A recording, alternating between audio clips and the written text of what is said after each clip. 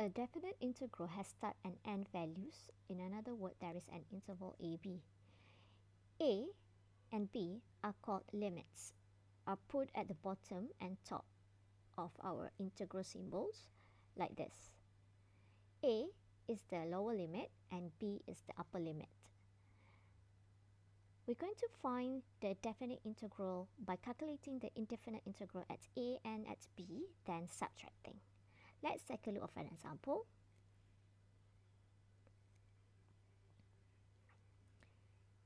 We're being asked to find the value of definite integral from 1 to 2 for a function 2x with respect to x. First, we need to find the indefinite integrals. Using the rules of integration, we find that if we integrate 2x, we're going to get x squared. Usually we put the plus c, but for definite integrals, we're going to cancel out the c. Put the value 1 and 2 at the square brackets.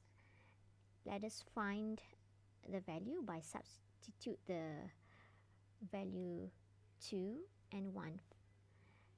Substitute with the 2 first because it is the upper limit, so 2 square minus, and put the value for lower limit, which is 1 square, and we're going to get the value of 3.